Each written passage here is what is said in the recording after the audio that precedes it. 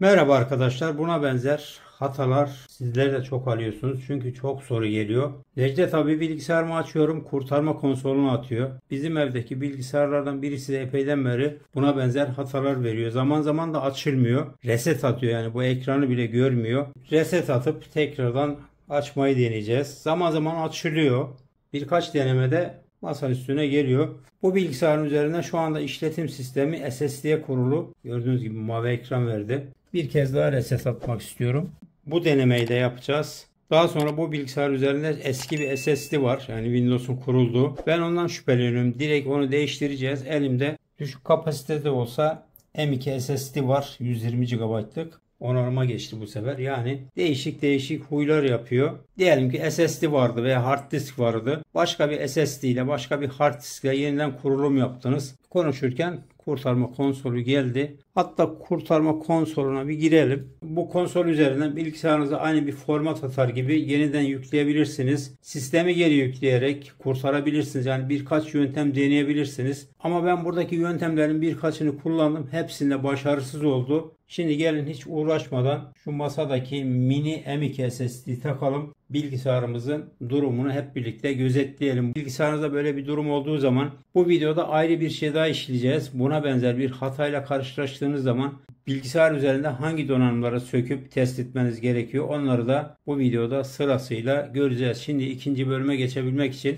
aşağıdaki kasayı çıkaralım, atölyeye götürelim ve videonun kalan kısmını atölyeden devam edelim. Bu kasayla video çektiğim zaman şöyle bir strese giriyorum. Çünkü boyumun ne kadar kısa olduğu buradan anlaşılıyor. 1.62 boyum var, işte hesap edin. Şu anda hem canlı yayın yapıyoruz hem de video çekiyoruz. Sizlerden çok gelen sorulardan dolayı bu videoyu çekmeye karar verdim. En baştan başlayalım. Bilgisayarımızı açtık. Mavi ekran verdi. Veya kurtarma konsoluna geldik. Kurtarma konsolunda birkaç seçenek var orada. Seçeneklerin hepsini denedik. Bilgisayarımızı kurtaramadık. Ya teknik altyapıya bakacağız ya da yazılımı elden geçireceğiz. Yani Windows'u sıfırdan kurmaya gideceğiz. Sırasıyla yapmamız gerekenler hepsi bu videoda olacak. Yani bu video uzun olabilir. Hiç önemli değil. Gerek USB'den varsa DVD writer'ınız, DVD writer üzerinden formata başlıyorsunuz. Geldiniz biçimlendirme ekranına. Biçimlendirme ekranına disk biçimlendirilmiyor hatası alıyorsunuzsa hard disk mi kullanıyorsunuz bilemiyorum. SSD de olabilir. Hangisini kullanıyorsunuzsa M.2 de olabilir. M.2 SSD de olabilir. Windows'unuzun kurulu olduğu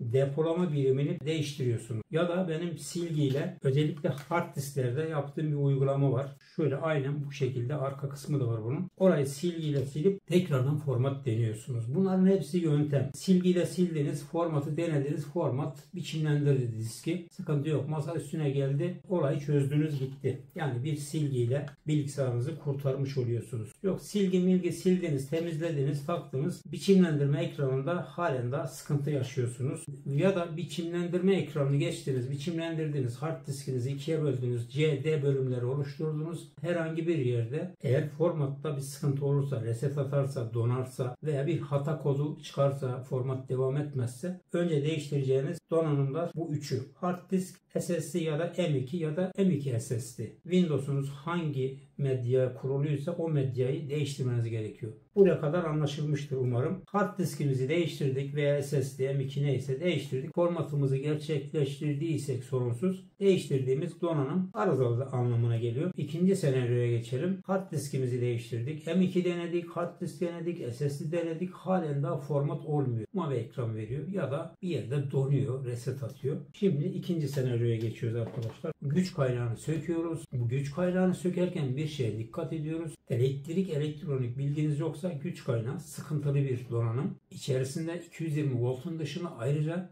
450 volta kadar bir de kondansatör voltajı var. Sadece kapağını açıp dokunmadan komponentleri, özellikle kondansatörler ne diyebilirsiniz? Şu anda şu köşeye koydum, görebilirsiniz. O kondansatörleri gözle kontrol edebilirsiniz. Onların üzerinde böyle çatlak, hani kestane gibi böyle patlamış bir durum varsa bu kondansatörlerden dolayı da formatınız yarım kalabilir. Aynı zamanda fanı kontrol ediyoruz. Güç kaynağınız yüksek ısılara çıkarsa reset atar, formatınız yarım kalır. Öyle de bir durum var. Gözle kontrol ediyoruz güç kaynağımızı. Patlak vesaire kondansatörlerde yoksa kapatıyoruz. Ekran kartının üzerindeki güç kablolarını çıkarıyoruz. Buradaki vidasını çıkarıyoruz. Vidayı açmakla iş bitmiyor. Burada bir klips var. O klipsi basmamış ekran kartını çıkaramıyoruz. Buna basıyoruz, çıkarıyoruz. Yani bu arkadaki klipsi geriye bastırmamış ekran kartımızı yerinden çıkarmıyoruz. Anakart üzerindeki onboard çıkışları hangisi varsa HDMI olur, DVR olur, VGA kablo olabilir. Yani hangi çıkış varsa o çıkış üzerinden monitörünüze görüntü alıyorsunuz. Tekrardan formata başlıyoruz ekran kartı olmadan. Ekran kartı olmadan eğer format başarılı bir şekilde devam ederse, masaüstünü görebilirse sizin ekran kartınız bozuk anlamına geliyor. En fazla ekran kartında şuradaki arayüz kısmına elimizi sürmeden şöyle bir silgi kullanarak arayüz kısmını elinizi sürmeden silebilirsiniz. Diğer tarafını da silebilirsiniz. Yani bu silgiyle bilgisayarınızı kurtarabilirsiniz arkadaşlar. Açtınız, fanlar dönüyor, ışıklar vesaire hepsi yanıyor ama görüntü gelmiyor. Bu şekilde ekran kartınızı çıkararak arayüz kısmını silerek takıp deneyebilirsiniz. Buradan da bilgisayarınızı geriye kurtarabilirsiniz. Şimdi biz bunu dışarıda bırakıyoruz. Farz edelim HDMI kablomuz var. HDMI kablomuzu taktık ve formata başladık. Ekran kartı olmadan format başarılı olursa bu vatandaş arızalı anlamına geliyor. Bunu tamire verebilirsiniz. Sizin burada yapacağınız fazla bir şey yok. Bir kullanıcının ekran kartı üzerine yapabileceği sadece termal bakımdır. Yani sökeceğiz biraz sonra. Zaten ben buna da termal bakım yapacağım. Yaklaşık 4 yıldır termal bakım yapılmadı. Ekran kartımızı çıkardık. Onboard'dan format bitti. Masa üstüne geldik. Driver'ları yükledik. Rahat bir şekilde çalışıyor. İkinci senaryoya geçelim. Ekran kartımızı çıkarmamıza rağmen halen daha sıkıntı devam ediyor. Bu anakart üzerinde 8 adet RAM slotu var.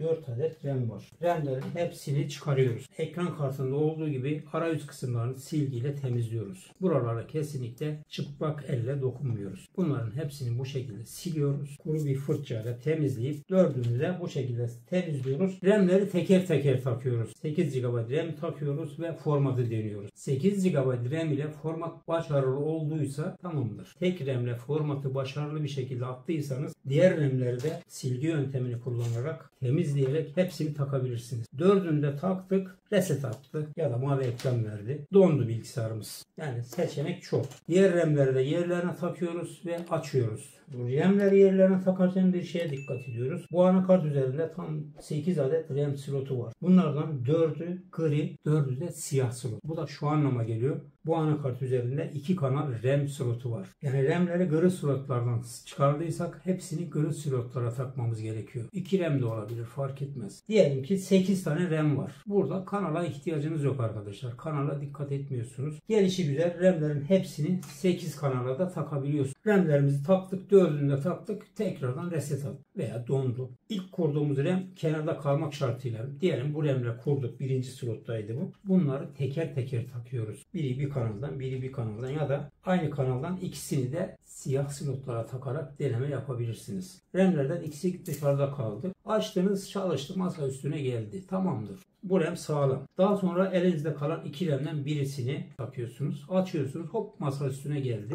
Elinizde bir RAM kaldı. Bunu takıyorsunuz, hop mavi ekran verdi, hop dondu, hop reset attı. Bu vatandaş bozuk anlamına geliyor. RAM'imizin bozuk olduğunu anladık. Yani RAM'in üzerine bir kullanıcının yapacağı fazla bir şey yok. 3 RAM olarak da kullanabilirsiniz bilgisayarınızı. Birebir internet üzerinden aynı RAM'i bulup aynı marka, aynı model, özellikle frekansına dikkat ediyoruz. Kaç MHz ise aynı MHz'den, aynı DDR cinsinden bir RAM bulup RAM'inizi değiştirebilirsiniz. Buna çok dikkat ediyorsunuz. DDR4 2400 MHz. Düşük bir MHz veya çok yüksek bir MHz RAM takamazsınız. Taktığınız zaman sıkıntılı olur. Ya çalışır bilgisayarınız ama performanssız çalışır arkadaşlar. Buna da dikkat ediyoruz. RAM'leri de denedik. Halen daha reset atıyor. Yani format atamıyoruz bilgisayarımıza. Bütün RAM'leri sildik, taktık, tek tek taktık, 2 taktık, 3 taktık, 4 taktık vesaire. Bilgisayarınız halen daha format esnasında reset veya donuyor veya kapanıyor. Başta zaten hard diski denemiştik, elemiştik onu.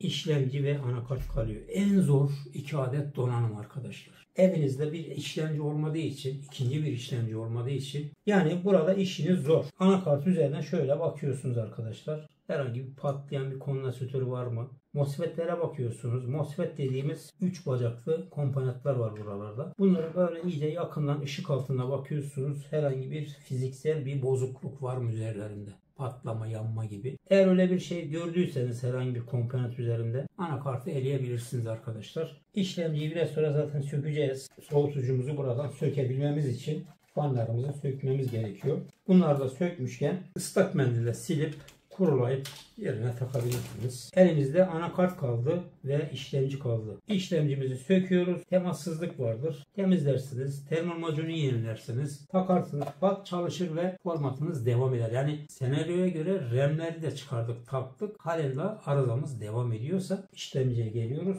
İşlemciyi söküyoruz, çıkarıyoruz, temizliyoruz. Kırmadan, dökmeden termal bakımını yapıyoruz ve yerine takıyoruz. Çok ıslak olmayın, bir ıslak mendille temizleyebilirsiniz. Islak mendil çok ıslaksa şöyle dışarıda sıkabilirsiniz. İşlemci üzerindeki bu kısımlarını temizleyelim. Yeni bir termal macun süreceğiz. Elimdeki termal macun bu üzerindeki termal macun gibi değil aslında. Biraz daha kalitesiz ama idare eder. Bir 2 sene sonra bir daha değiştiririz Allah nasip ederse. 2 sene sonra değiştireceğim. 2 sene sonra düğüne gideceğim. Düğün yapacağım. Askere gideceğim. Evleneceğim. Hoplayacağım, zıplayacağım demekten olmuyor. Allah izin verirse demekte fayda var sevgili dostlar. Allah nasip ederse. Senaryo gereği işlemcimizi söküyoruz, çıkarıyoruz. Dikkatli oluyoruz burada. İşlemciler çok hassas. Bu özellikle Intel'in son sistem işlemcileri iğneler alt kısımda olduğu için arkadaşlar buralara herhangi bir şey düşürdüğünüz zaman termal macun ulaştırıp silmeye çalıştığınız zaman buradaki herhangi bir telin ucunu azıcık eğdiğiniz zaman Allah rahmet eylesin çalışmayacaktır. Bu işlemcinin alt kısmına kesinlikle elimizi dokundurmuyoruz. Üzerimizdeki statik elektriği boşaltmamız gerekiyor arkadaşlar. Çünkü bunlar pahalı oyuncaklar. Kesinlikle elimizle temas ettirmeden şu alt kısmını siliyoruz. İşlemcimizi şöyle bir yumuşak bez üzerine koyarak aynı demir RAM'lerde olduğu gibi siliyoruz. Yani bir kullanıcının yapacağı iş bu. İşlemciye fazla bir şey yapamıyorsunuz maalesef.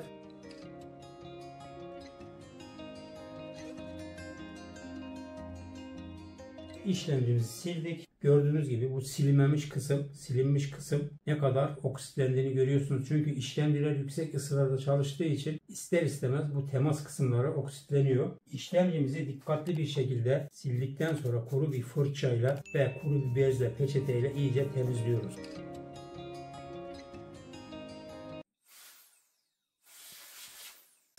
Bu şekilde bir havanız varsa havayla burayı temizleyebilirsiniz. Yumuşak bir bezle iyice kurulayabilirsiniz, silebilirsiniz. İşlemci üzerinde yapacağınız işlem tamamen bu kadar. Temizlik yapabiliyorsunuz. Onun dışında işlemciye, anakarta yapacağınız fazla bir şey yok. Anakarta dediğim gibi özellikle kondansatörler ve işlemci etrafında özellikle şuralarda MOSFET'ler var, kondansatörler var. Onlara şöyle yakından bakıyorsunuz. Herhangi bir fiziksel bir durum var mı? Patlama, çatlama, yanma gibi. Varsa zaten sizin yapacağınız bir şey yok. Bu anakartı söküp tamire götürmeniz gerekiyor. İşlemcimizi yerine takalım. İşlemciyi takarken de bu kısımdaki şurada baklava dilimi var. O şemayı görüp ona göre davranıyoruz. İşlemcimizi dikkatli bir şekilde yerine takıyoruz. Buralara çok titiz davranıyoruz arkadaşlar. Kolları aşağı indirip işlemcimizi yerine takıyoruz. Kuru bir bezle işlemcimizin üzerini siliyoruz. Bu kısmı da siliyoruz. Burada gri slotlara takacağım arkadaşlar RAM'lerimizi. Gri. Bunu da gri slota takacağım. Gri slotlara takacağız. Diğer RAM'lerimizi de. RAM'lerimizin takıldığına emin olabilmek için şöyle bakıyoruz. Şuralardaki klipslerin kapanmış olması gerekiyor. Termal macunumuzu sürelim. Ekran kartımızı sökeceğiz. Burada bakım yapacağız. Şu orta kısmına bir nohut büyüklüğünde termal macun uyguluyoruz. Ben genelde karşı tarafa da dört kenarına bu şekilde termal macun uyguluyorum. Tavsiye ederim. En çok bana gelen şikayetlerden birisi net bilgisayarda beni zengin eden, para kazandıran olaylardan birisi bu termal macunda arkadaşlar. Bana gelen bilgisayarların %90'ı laptop veya masaüstü fark etmiyor. Usta biz bu bilgisayarın termal macunu değiştirdik. Isılar 60'tı, 70'ti, 95 100'e çıkıyor, kapanıyor. Soğutucu bloğu işlemcinin üzerine koyduğunuz zaman kesinlikle kıpırdatmıyorsunuz. Blok işlemcinin üzerine oturuyor. Çok milimetrik bir boşluğun olması gerekiyor. Zaten buradaki termal macunun sürülüş amacı da o. İki metali birbirinden ayırmak. İki metal birbirine değdiği zaman ısı transferi olmayacaktır kesinlikle. Buraya çok dikkat ediyoruz. Yapılan en büyük hatalardan birisi bu. Vidamızın birisini sıkıştırıyoruz. Fazla sıkmadan, kastırmadan bloğu karşı taraftaki vidayı hafif sıkıyoruz. Biraz buradan sıkabiliriz. Umarım anlattıklarım faydalı olmuştur. Gelin şimdi bu vatandaşı sökelim. Devam edelim.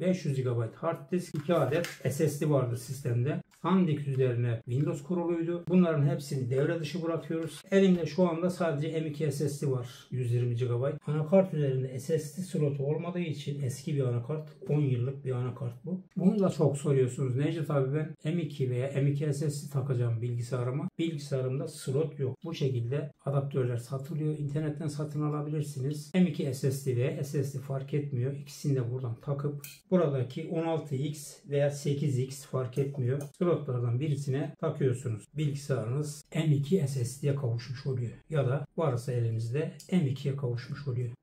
Taktım. Yukarıdan bir vida atacağız.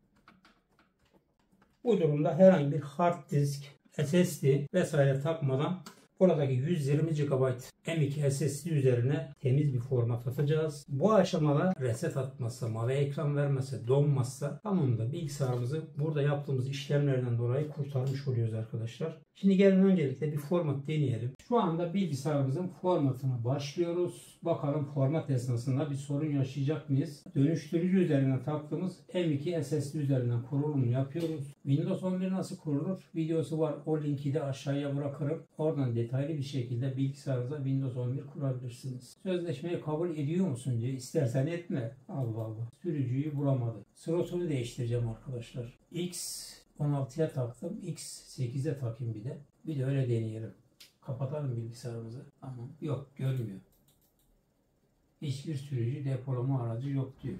Dün başladığımız yolculuk bugün bitti. Ekran kartımızı temizledik. Termal macunu yeniledik. İşlemcimizi temizledik. Termal macunu yeniledik. Temiz bir format attım. Bilgisayarımız şu anda açıldı. Videoyu kapatmadan önce bilgisayarlarda çok yaşadığımız kritik bir arızadan daha bahsetmek istiyorum. Zaman zaman çocuk baba kasayı hafif hareket ettirdiğim zaman bilgisayarım donuyor, kapanıyor ve bilgisayarım açılmıyor diye şikayetlerde bulunuyordu. Ben gidiyordum, bu kabloları yerinden çıkarıp takıyordum, düzeliyordu. Bir şeye fark ettim dün. Gördüğünüz gibi bu kablo gelip kendiliğinden çıkıyor arkadaşlar. Bakar mısınız? Bunun çıkmaması lazım. Diğer SSD'ye takalım.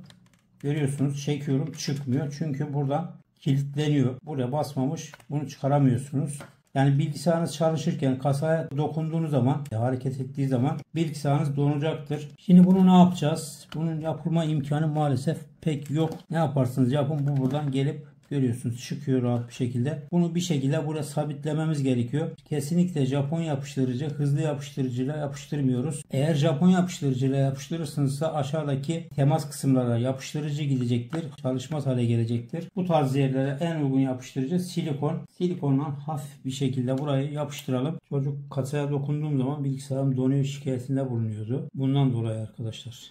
Yapıştırdıktan sonra yerine takabiliriz. Canlı yayında bu M.2 SSD'ye format atmaya çalıştık. Kesinlikle bilgisayarımıza gösteremedik. Bu M.2 SSD arızalıymış. 2 seneden beri masada duruyor. Elimizde tutuyoruz onu. Canlı yayınlarda birileri bir şey sorduğu zaman bu M.2 SSD üzerinden örnek veriyoruz. Muhtemelen üzerimizde statik elektrik varken arayüz kısmına falan dokunduk. Kendi bilgisayarımda adaptörle denedim, çalışmadı. Anakart üzerinde 2 adet M.2 slotu var. M.2 slotundan da taktım. Çalışmadı. Yani bu çöp arkadaşlar. Videoyu kapatmadan önce videonun şöyle kısa bir özetini çıkarmak istiyorum. Dün video başlarken onarım ekranıyla başlamıştık. Onarım ekranına gelmesinin sebebi az önce de gösterdim, SATA diskin, SATA kablosunun yerinden çıkması. Bilgisayar çalışırken hafif fırladığı zaman bilgisayarda donmalar meydana geliyordu. Aç kapat aç kapat bilgisayarın C sistemini, Windows'unu bozmuştu. Birkaç deneme yaptık ama bir türlü düzeltemedik. Biz de ne yaptık? Temiz bir format atarak bilgisayarımızı, en azından 3,5 senedir de format atılmamıştı, daha temiz bir bilgisayara kavuşmuş olduk. Eski SSD üzerine tekrardan Windows'u kurdum. Yakın bir zamanda 1 TB üstü bir M.2 alarak bu dönüştürücüyle bu bilgisayara M.2 takmayı düşünüyorum. Çünkü güzel bir kasa. Birkaç sene daha idare edecektir. Zamanının amiral gemilerinden birisiydi. Yaklaşık 10 sene oldu toplayalı. Umarım faydalı bir video olmuştur. Buna benzer videolar gelmeye devam edecektir. Buna benzer videolar izlemek istiyorsanız kanalımızı takip ederek, videolarımızı beğenip paylaşarak kanalımıza destek olabilirsiniz. Allah'a ısmarladık. Hoşça kalın. Eyvallah arkadaşlar. Görüşmek üzere. Çöp. Yapacak bir şey yok. Ne yapalım?